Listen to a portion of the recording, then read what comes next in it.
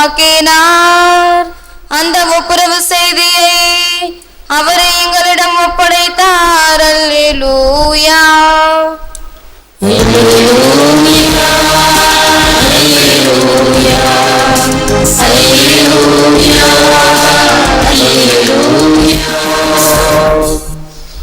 ஆண்டவர் உங்களோடு இருப்பாராக. புனித மத்தேயு எழுதிய நற்செய்தியிலிருந்து வாசகம். மகிமை. அக்காலத்தில் பரிசேயரோ வெளியேறி இயேசுவை எப்படி ஒழிக்கலாம் என அவருக்கு எதிராக சூழ்ச்சி செய்தனர். இயேசு அதை அறிந்து அங்கிருந்து புறப்பட்டு சென்றார். பலர் அவருக்கு பின் சென்றனர். அவர்கள் எல்லோரையும் அவர் குணமாக்கினார். தம்மை குறித்து வெளிப்படையாக பேச வேண்டாம் என அவர்களிடம் அவர் கண்டிப்பாக சொன்னார். இறைவாக்கினராகிய ஏசாயா உரைத்த பின்வரும் வாக்குகள் இவ்வாறு நிறைவேறின. இதோ என் ஊழியர், இவர் நான் தேர்ந்து கொண்டவர், இவரே என் அன்பர், இவரால் என் நெஞ்சம் பூரிப்படைகிறது, இவருள் என் ஆவி தங்கும்படி செய்தேன். இவர் மக்களினங்களுக்கு நீதியை அறிவிப்பார், சண்டை சச்சரவு செய்ய மாட்டார், கூக்குரலிட மாட்டார், தம் குரலை தெருவில் எழுப்பவும் மாட்டார், நீதியை வெற்றி பெற செய்யும் வரை நெறிந்த நாணலை முறியார், புகையும் திரியை அணையார், எல்லா மக்களினங்களும் இவர் பெயரில் நம்பிக்கை கொள்வர் என்றார். இது கிறிஸ்து வழங்கும் வாழ்வுதரும் நற்செய்தி. In him all the nations will put their hope. எல்லா மக்களினங்களும் இவர் பெயரில் நம்பிக்கை கொள்வர். மத்தேயு 12:21. இது கிறிஸ்து வழங்கும் வாழ்வுதரும் நற்செய்தி. கிறிஸ்துவே உமக்கு புகழ். கிறிஸ்து அன்பார்ந்த சகோதர சகோதரிகளே, அன்பார்ந்த பிள்ளைகளே, அன்பார்ந்த தொலைக்காட்சி விசுவாசிகளே, சஃபரிங் சர்வெண்ட் ஏசாயா 42:1-4. He raised his voice when they led him out. He did not speak a word when they judged him. He did not complain when they scourged him. He did not argue when they condemned him. He did not dissent when they struck him on the cheek. He did not cry out when he was stripped of his garments like a sheep of its fleece. He did not curse them when they gave him sour wine and vinegar. He was not angry when they bound him. He was not wailing with them when they nailed him to the tree. Philoxenes of Marbach, Bishop in Syria. இந்த ஏசாயா 42:1 நாளில் துன்புறும் ஊழியனை பற்றி சொல்லப்பட்ட இறை வசனத்துக்கு அவர் கொடுக்கின்ற விளக்கம். துன்புறும் ஊழியன், அவர்கள் அவரை வெளியில் கூட்டி வந்தபோது அவர் குரலை உயர்த்தினார் அல்ல. அவரை தீர்ப்பிட்ட போது ஒரு வார்த்தையும் பேசவில்லை. அவரை சாட்டையால் அடித்த போதும் அதிருப்தி தெரிவிக்கவில்லை.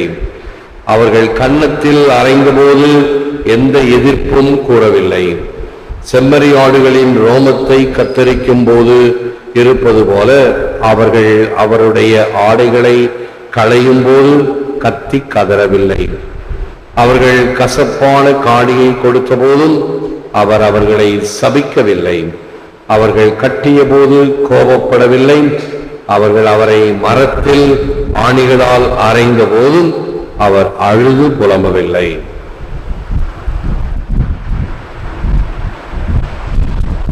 இயேசுவினுடைய பணி வாழ்வு, இந்த பணி வாழ்வினுடைய முடிவில் அதை அவர் சாதனையாக்கி காட்டுகிறார். போதனை ஒரு புறம், சாதனை ஒரு புறமாக இல்லாமல் he was walking the talk. இதைத்தான் அடுத்து வருகின்ற சென்ட் அகஸ்டினுடைய ஒரு வாக்கு, Salvatore ambulando. It is solved by walking. Talk show அப்படின்னு இப்ப டிவியில பிரபலம். பல வகையான விவாதங்கள், விவாத மேடை என்றும், நிஜம் அல்லது எது உண்மை, இப்படி பல வகைகளிலே நாம் பார்க்கிறோம். பேசுகிறார்கள், விவாதிக்கின்றார்கள். ஆனால் ஆண்டவர் Yesu it is solved by walking என்கின்ற வகையில் ஒரு நடை பயணம் மேற்கொண்டு போதித்து இறை அரசை மக்களிடம் கொண்டு வந்தார். அவரை ஸ்ட்ரீட் டீச்சர், தெருப்போதகன் என்று அழைத்தார்கள். தெருவிலே சென்று அவர் போதித்தார் மக்களோடு மக்களாக. ஒரு பாடல் ஒன்று இருக்கு, திருவழி பாடல்கள். அதில் ஒன்று,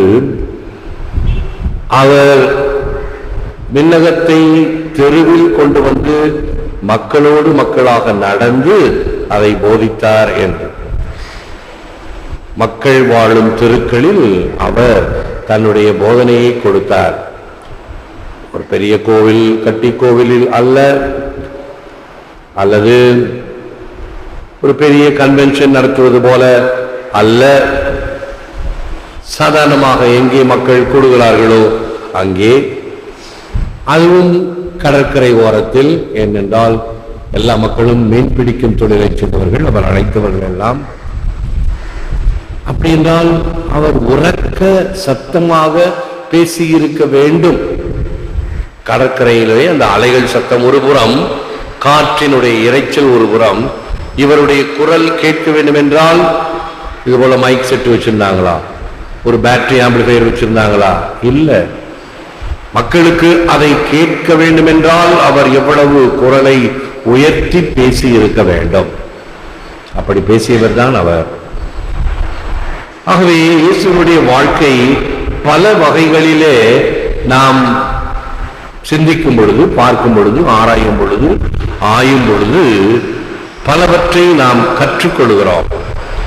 Hatred and anger are powerless in the face of kindness. Hatred and anger are powerless in the face of kindness. இரக்கத்தின் முன்னால் வெறுப்பும் கோபமும் வலுவிழந்துவிடும். இரக்கம் மட்டுமல்ல, கோபத்துக்கு கோபம் பதிலாக இல்லாமல் சற்று நகைச்சுவை கலந்த வகையிலே அதை சந்தித்தோம் என்றால், அதான் ஆம்புலாந்தோ இன் சால்வித்தோரே, வாக்கிங் இன் த ட்ரபிள், அதை சந்தித்தல்.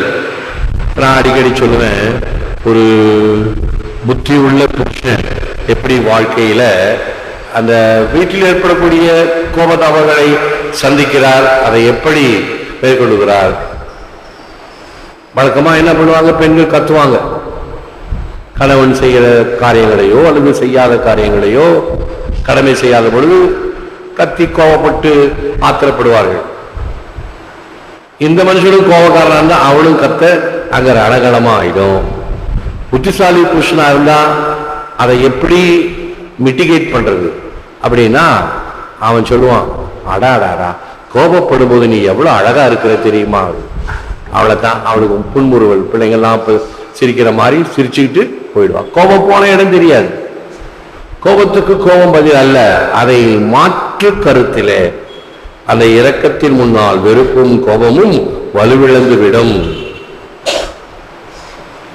இறுதி கட்டத்திலும் தானும் அளவில்லை, தனக்காக பிறரையும் அளவிடவில்லை. இயேசு சிலுவை தூக்கி கொண்டு வரும் பொழுது அந்த எருசலேம் மகளிர் வந்து அழுதார்கள், ஐயோ உனக்கு இப்படி ஒரு நிலைமையா என்று. இயேசு, எனக்காக அழாதீர்கள், உங்களுக்காக அழுங்கள் என்று அவர் தனக்காக அழ மக்களை விடவில்லை. அழாதீர்கள், இது ஒரு பெரிய சிறந்த பண்பு தனக்காக. அவை பல சமயங்களில் இந்த பிறந்த நாள் விழாக்கள் அல்லது பல வகையான கொண்டாட்டங்கள், இவைகளில் எல்லாம் பொழுது கொண்டாடும் பொழுது எவ்வளவு அமளித்துமளி, பெரிய பெரிய பேனர் எல்லாம் வச்சு, கட் அவுட் எல்லாம் போட்டு, பாலாபிஷேகம் என்ன, அந்த அபிஷேகம் என்ன, இவைகள் எல்லாம் அன்பின் அடிப்படையில் வந்ததா? இல்லை. அல்லது ஒரு வகையான இந்த குரு சிஷ்யா, என்னுடைய குரு, நாங்கள் அவருடைய சீடர்கள் அப்படின்னு வந்ததா? அதுவும் கிடையாது. அந்த சமயத்தில் இவர்களுடைய உணர்ச்சி பிரவாகம், எமோஷன்ஸ். ஆகவே அதற்கு வேண்டிய இப்படிப்பட்ட வெளிப்பாடுகள் நமக்கு தெரியும். ஒரு நடிகைக்காக கோவிலே கட்டினாங்க. இவைகள் எல்லாம் இந்த கண்டதை காட்சி கொண்டதை கோலம் இந்த வகையில் சேர்ந்தது. மாறாக யாரும் எனக்காக அழ வேண்டாம், போற்றி புகழவும் வேண்டாம், புழுதிவாரி தூற்றவும் வேண்டாம்.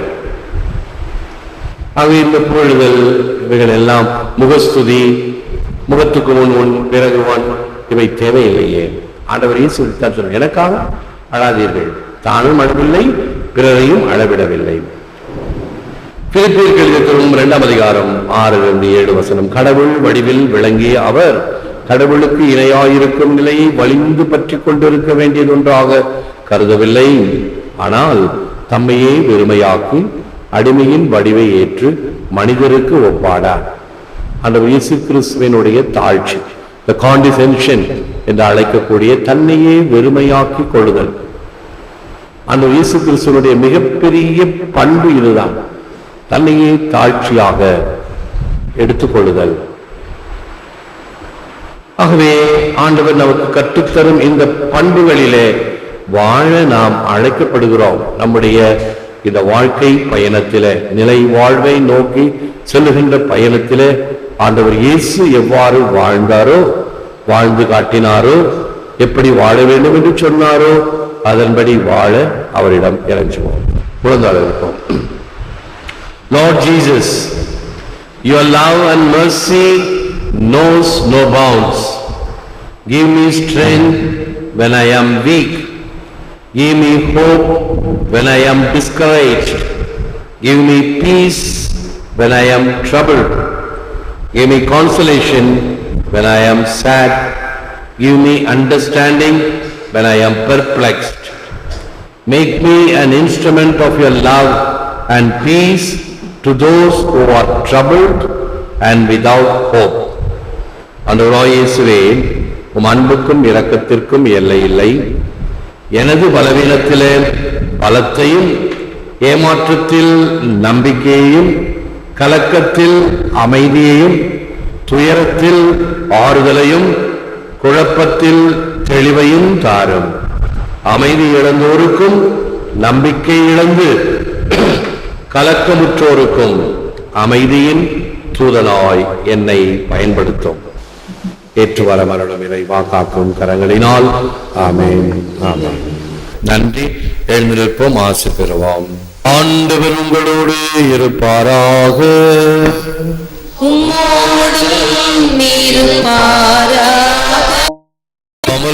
இறைவன் பிதா, சுதன், பரிசுத்த ஆவி உங்களை ஆசீர்வதிப்பாராக.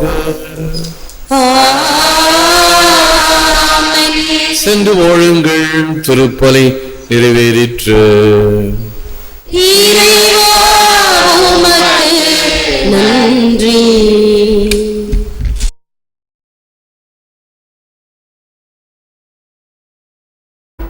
பிதாசுதன் பரிசுத்த ஆவியின் பெயராலே ஆமென். இயேசுவுக்கே புகழ், மரியே வாழ்க. அன்பர்களே, ஒவ்வொரு வீடியோவின் கீழும் மறையுரை விளக்கங்கள் உள்ளன.